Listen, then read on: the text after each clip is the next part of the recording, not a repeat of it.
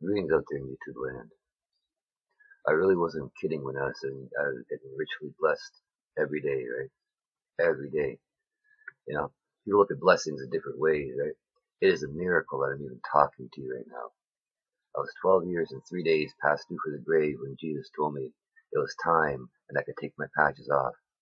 I was struggling with the middle of Romans 12:12, like many others are, grasping the importance and understanding of it. You have to stoke those fires of hope big time.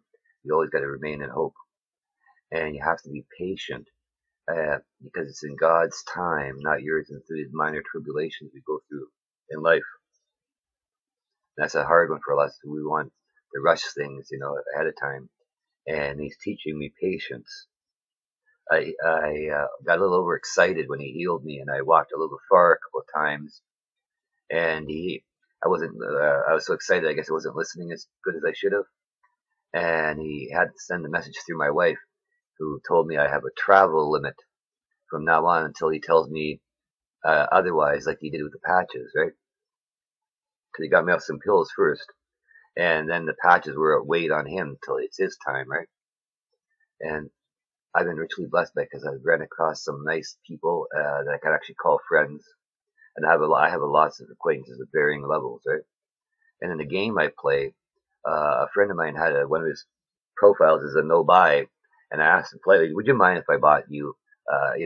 Because yeah, I really, you're a great player, and I really want you on my page, right? And he said, "Sure, no problem." Right?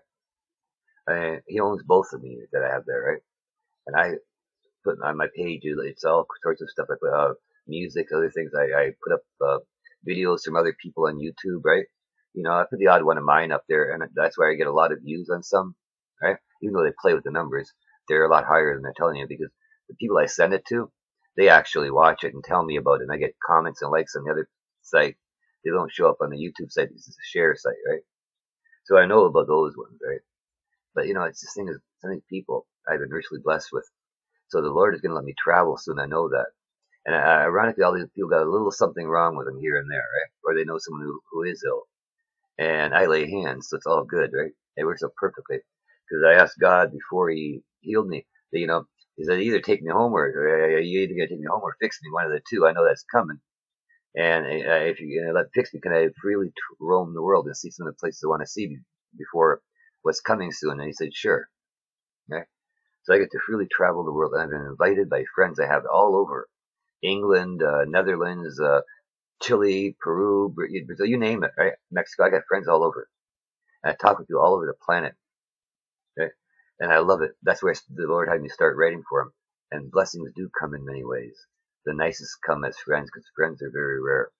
People use the word lightly today. They don't understand the meaning of it. You have lots of acquaintances, but they're not really your friends. With all the bickering, backstabbing, and all this other stuff that some people do, they're not your friends. They never were. They're just an acquaintance, right? The Bible teaches you not to vouch for somebody unless you really know them, right? Because it's your reputation that's damaged, right? You hang with fools, they'll think you're a fool, right? That's what it teaches if you look, right? Ecclesiastes is very, very interesting. So many people work for the vanities of life that are meaningless. I had them, and I was still missing something, you know? Well, what good is having things that others want to come and steal, you know what I mean? Then they're gone, what have you, nothing.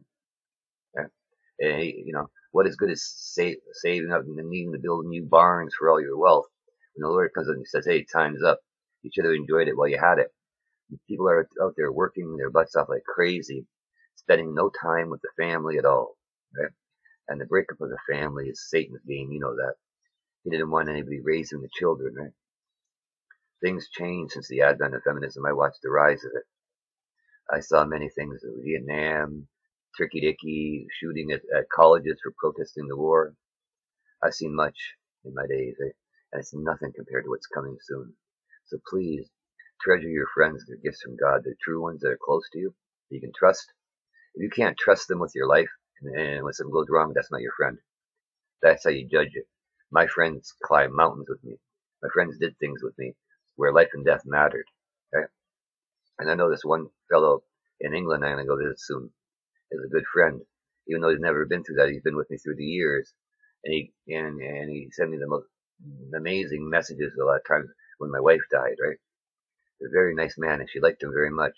And one of her last messages was to give him a thank you for being her friend, right? That tells you what kind of people I have friends. As my wife's dying, she wanted me to make sure that I thanked the guy for being a good friend to her. Friends are a treasure, beyond imagination and a gift from God. So open your Bible and read today and say hello to your best friend in the universe, Jesus. Bye-bye.